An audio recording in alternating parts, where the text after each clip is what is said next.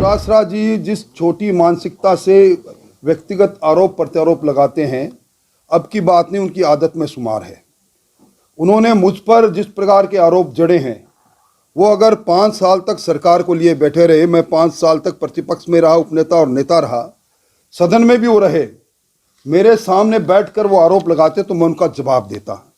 एक टेलीफोन पर social media में कुछ कह देना, मैं समझता हूं कि अभी भी उनके पास कोई प्रमाण है कि कोई बजरी में, कोई टोल में, कोई दूसरे खनन में मेरा कोई कहीं मैंने कोई सरकार का दुरुपयोग किया। तो 5 साल तक तो सरकार उनकी थी।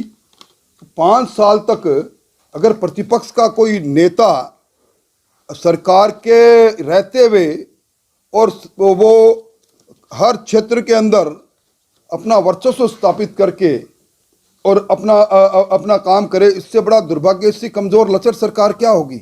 और सरकार के अंदर पीसीसी चीफ खुद विराजे रहे, तो अब तक क्यों चुप रहे। इसलिए मैं व्यक्तिगत टिप्पणी नहीं करना चाहता।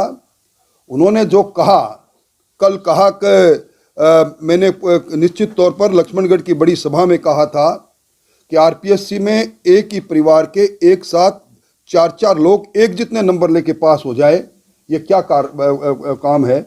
उस पर जब उन्होंने कहा तारानगर से आने वाले नेताजी को पूछना, निश्चित तौर पर मैं नई विधानसभा में गया, मैं उस हार को स्वीकार करता हूं। मैं 7 बार लगातार विधानसभा में जीतता रहा। हार और जीत सिक्के के 2 पहलू है, पर जनता का फैसला सिरोधार्य है। ये बात उनकी बिल्कुल सही है, मैं इस बात को मैं कई बार स्वीकार कर चुका हूँ।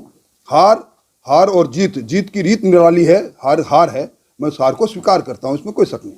हार के बावजूद भी राज्यसभा लोकसभा चुनाव में आपको लड़ने की आपकी बात नहीं, ये मैं चूंकि मैं अपनी मनपसंद की सीट पर गया था और ये सोचकर गया था कि जो जिस सीट पर आज तक भारतीय जनता पार्टी सिर्फ 2 बार जीती थी, जिसमें एक बार मैं जीता था 2008 में, कठिनतम सीट को चुनौती मानकर मैं गया था। मैं वहां से पराजित हुआ, तो पराजित व्यक्ति को किसी चीज पर मैं अधिकारपूर्व कहूं कि मुझे इस चुनाव के अंदर भी मौका मिलना चाहिए, मेरा अधिकार नहीं।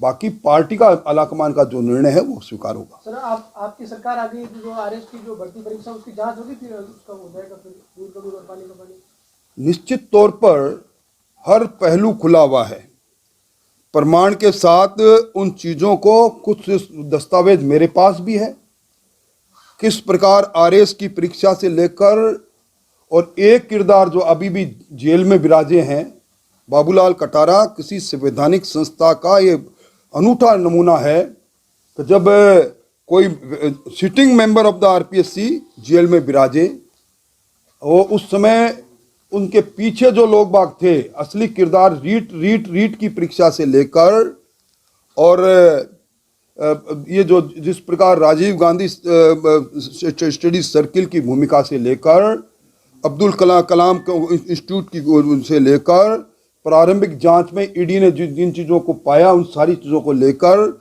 जो भी दस्तावेज हैं उनको प्रस्तुत करेंगे और कहेंगे कि इसकी जांच होनी चाहिए।